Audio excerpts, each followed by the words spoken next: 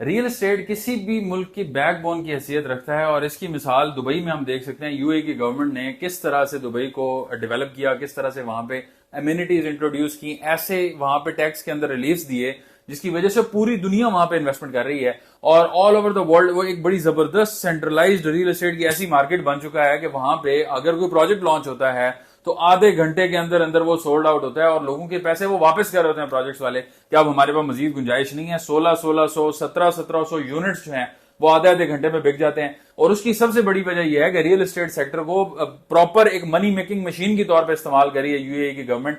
क्या हमारी गवर्नमेंट इसको यूज नहीं कर सकती? बिल्कुल कर सकती है। पाकिस्तान के अंदर जो पोटेंशियल है वो बड़े कम जगहों पे ऐसा पोटेंशियल होता है क्योंकि आबादी बहुत ज्यादा है। आबादी के लिहाज से पाकिस्तान जो है वो 5वें 6ठे नंबर पे मुल्क आता है और इसके अंदर इतनी बड़ी आबादी होने के साथ हम अपनी आबादी के लिए अपने लोगों को बजाय इसके कि हम लोगों को जो है वो मार्केट बनाए पाकिस्तान को, जैसे कि इंडिया अपने लोगों को या आबादी को इस्तेमाल करते हुए एक बहुत बड़ी मार्केट के अंदर कन्वर्ट होता चला जा रहा है कि पूरी दुनिया वहां पे इन्वेस्ट करती है। इसी तरह से दुबई में आप देखें तो वहां पे उन्होंने एक मार्केट बनाई है, हालांकि वहां पे आबादी इतनी नहीं है लेकिन पूरी दुनिया से वो लोगों को लेकर आए हैं और वहां पे इन्वेस्टमेंट हो रही है। उसके अंदर जो रिलीफ उन्होंने दिए हैं, नंबर 1 रिलीफ जो है वो ये है कि वहां पे आप जो पेमेंट्स करते हैं उसमें जो डेवलपर है, अगर वो प्राइवेट डेवलपर है तो आपने उसको पेमेंट नहीं करनी, आपने दुबई लैंड डिपार्टमेंट को पेमेंट करनी है और वो आपकी पेमेंट के ऊपर जो है वो गारंटी के तौर पे वहां पे मौजूद होते हैं, आपकी इन्वेस्टमेंट की सिक्योरिटी के तौर पे वहां पे मौजूद होते हैं। ओवरऑल सिक्योरिटी के मामला वहां पे ठीक हैं। तो ये सारी चीजें जो हैं ये एक एनकरेजमेंट साइन होना चाहिए बाकी मुल्कों के लिए भी, खास तौर पर पाकिस्तान जैसे मुल्कों के लिए जहां पे इकोनॉमी जो है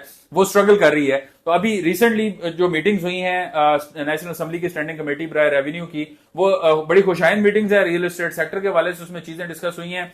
रियल एस्टेट के नुमाइंदगान भी वहां पे मौजूद थे तो वो बड़ी अच्छी जो चीजें डिस्कस हुई हैं। उसमें जो टैक्स के अंदर रिलीफ्स हैं वो एक बड़ी खुशाइन बात है कि वहां पे डिस्कस हुआ कि आप जो नॉन फाइलर्स हैं उनके ऊपर जो आपने पाबंदी लगा दी है प्रॉपर्टी परचेज की उसको हटाया जाए। इसके अलावा जो टैक्स आपने जो है वो मतलब ऐसे इम्पॉसिबल से टैक्स आपने इंप्लीमेंट किया उनको हटाया जाए। तो बहुत सारी चीजें जो हैं उसके ऊपर गवर्नमेंट अब सुनने को बात तैयार है, नजर आ रहा है कि उसके ऊपर जो है वो चीजें किसी तरफ जाएंगी। लेकिन एक चीज जो इंपॉर्टेंट उसके अंदर जो डिस्कस हुई है वो ये है कि 5 करोड़ तक की प्रॉपर्टी के अंदर टैक्स छूट जो है वो दी जाए। अब ये कहां तक पॉसिबल है? क्या ये हो सकता है? क्या इसके साथ जो है वो गवर्नमेंट को नुकसान होगा या फायदा होगा? ये सारी चीजें जो है वो डिस्कस करने वाली हैं। और इसमें बड़ी इंपॉर्टेंट चीज जो आपने ज़हन में रखनी है वो ये है कि पाकिस्तान के अंदर मेजोरिटी प्रॉपर्टीज जो है वो 5 करोड़ के अंडर ही आती हैं। 80% ऑफ द प्रॉपर्टीज जो है वो 50 लाख से 2 करोड़ के दरमियान आती हैं। और उसके बाद जो 20-25% लग्जरी प्रॉपर्टीज हैं जो 5 करोड़ से ऑनवर्ड्स आपकी शुरू होती हैं, यानी कि जहां पे आप hi fi VIP standard of living जो है या 5 स्टार लिविंग जो है जिसको आप कंसिडर कर सकते हैं,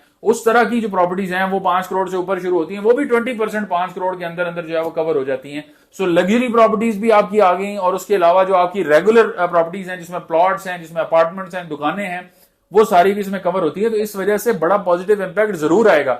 ऐसे लोग जो अपनी सोर्स ऑफ इनकम डिक्लेयर नहीं कर सकते या ऐसा पैसा जो अनडिक्लेयर्ड पैसा है अगर वो इस तरह से कौमी धारे में आ जाता है तो वो एक बड़ी जबरदस्त बात है। तो यही चीज जो है वो रियल एस्टेट सेक्टर की तरफ से रिकमेंड की गई है और इसके ऊपर डिस्कशन हुई है, बातचीत हुई है। मे बी फ्यूचर में इसको इंप्लीमेंट किया जाए या इसके किसी हिस्से को थोड़ा सा पोर्शन भी इसके इंप्लीमेंट अगर कर दिया जाए तो इसमें बहुत ज्यादा फायदा मार्केट में देखने को मिल सकता है, बहुत ज्यादा बूम हो सकता है। लेकिन इस सारी चीजों को आप इससे कतई नजर के ये इंप्लीमेंट हो रहा है या नहीं हो रहा, आप ये देखें कि पॉजिटिव्स की तरफ चीजें जा रही हैं कि गवर्नमेंट इस चीज के ऊपर ये सुनने के लिए तैयार है कि रियल एस्टेट सेक्टर जो है वो बहरहाल एक बूमिंग सेक्टर है। आप देखेंगे पाकिस्तान के बहुत बड़े नाम को दुबई ने अपने पास जो है वो अट्रैक्ट किया है, वो खींचा है और वो दुबई में बीटी प्रॉपर्टीज के नाम से दुबई साउथ के अंदर बहुत बड़ा प्रोजेक्ट करने जा रहे हैं। तो वहां पे उनके जाने की वजह से जाहिर है पाकिस्तान के लिए जो एक चीजें हैं, जाहिर है पाकिस्तान का नाम तो है कि बहरिया टाउन मलिक रियाज जो है वो पाकिस्तानी एक इन्वेस्टर दुबई में जाके इन्वेस्टमेंट कर रहा है, एक अच्छी बात है, एक जाहिर है दिल को खुशी होती है। लेकिन ओवरऑल फाइनेंशियली जो है उसका पाकिस्तान को जो नुकसान है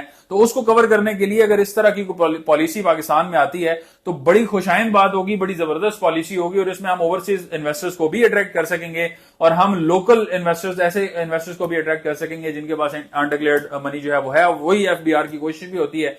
लेकिन हम अगर इस तरह की पॉलिसीज को एनकरेज करेंगे, 1 साल के लिए कर दें, 2 साल के लिए कर दें, लेकिन आने वाले टाइम में इसका बड़ा पॉजिटिव इंपैक्ट आपको नजर आएगा। एक ओवरऑल पैसे की सर्कुलेशन जो है वो ओपन हो जाती है, मार्केट के अंदर एक तेजी देखने को मिलती है और बहुत सारे लोगों की जो इन्वेस्टमेंट स्टक हुई हुई है रियल एस्टेट के अंदर उसको निकालने के लिए उनको आसानी होगी, वहां पे प्राइसेस जो है वो बेहतर होंगी।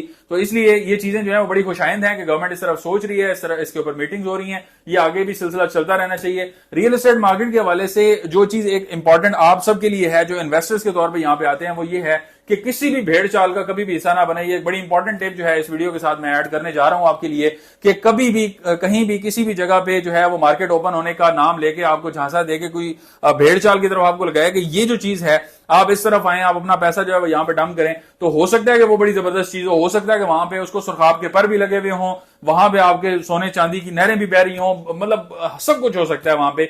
लेकिन आपको जब तक आप उसको अच्छी तरह से ड्यू डिलिजेंस ना कर लें, उसको चेक ना कर लें, उसको वेरीफाई ना कर लें, साइट को विजिट ना कर लें, उस इन्वेस्टमेंट को अच्छी तरह से आप ना देख लें, तब तक आप उसमें इन्वेस्ट ना करें। आप देखभाल के इन्वेस्टमेंट करेंगे कभी आपको नुकसान नहीं होगा। आप देखे बगैर इन्वेस्टमेंट करेंगे, आप मुझ जैसे लोगों की बातें सुनने के बाद आप पैसा डंप इन कर देंगे, तो मे भी आपको फ्यूचर में नुकसान देखने को मिल सके। क्योंकि इसमें सबसे इंपॉर्टेंट चीज ये है कि मैं अगर किसी चीज को देखता हूं तो मैं अपने पर्सपेक्टिव से देखता हूं, मेरी नीड्स डिफरेंट हैं, मैं डिफरेंट एरिया से आया हूं, डिफरेंट लोकेलिटी से आया हूं, डिफरेंट जो मेरा एक सर्कल है, फैमिली सर्कल है, तो मेरी अपब्रिंगिंग भी डिफरेंट तरह से हुई है। आपकी हो सकता है अपब्रिंगिंग डिफरेंट हुई हो, आप डिफरेंट तरह से चीजों को परसीव करते हो। जो क्लास डिफरेंस अल्लाह ताला ने बनाया है ये किसी वजह से बनाया। आप अपर क्लास से हैं, हो सकता है आप डिफरेंट तरह से सोचते हो, आप अगर मिडिल क्लास से हैं आप डिफरेंट तरह से सोचेंगे। तो ये चीजें जो हैं, जब आपको कोई बंदा अपनी तरफ से सजेशन दे रहा होता है तो वो अपनी सोच, महदूद सोच के मुताबिक सजेशन दे रहा होता है। आप उसको कैसे वेरीफाई कर सकते हैं? अगर किसी ने आपको बताया कि फलां हाउसिंग प्रोजेक्ट जो है वो बड़ा जबरदस्त वहां पे काम कर रहा है, आप वहां पे इन्वेस्ट कर लें, तो जब आप साइट पर जाएंगे तो आपको बेहतर आइडिया होगा वहां पे जाने के बाद कि क्या वाकई में वो बातें जो की जा रही थी वो दुरुस्त थी भी या नहीं, क्या वाकई ऐसे प्रोजेक्ट के अंदर इन्वेस्ट करना चाहिए। आप जाएंगे, आप देखेंगे ये डिस्टेंस कितना है, आपको आइडिया हो जाएगा। आपको फ्यूचर प्रोस्पेक्ट के हिसाब से जो आपने चीजें दिमाग में पहले से सोची होंगी, जब आप वहां पे जाएंगे तो या आपके वो ख्वाब छट जाएंगे या आपको वो उससे बेहतर लगेगा। ये आपका अपना पर्सपेक्टिव है। जब तक आप वो विजिट नहीं करते या आप नहीं देखते, अच्छी तरह से असेस नहीं करते, तब तक कोई भी डिसीजन ना लें। या अगर आप रियल एस्टेट के हवाले से किसी भी तरह की कंसल्टेशन लेना चाह रहे हो या रेगुलर इंफॉर्मेशन या अपडेट्स वगैरह के हवाले से इंटरेस्टेड हो, तो इस चैनल को लाजमी सब्सक्राइब करें।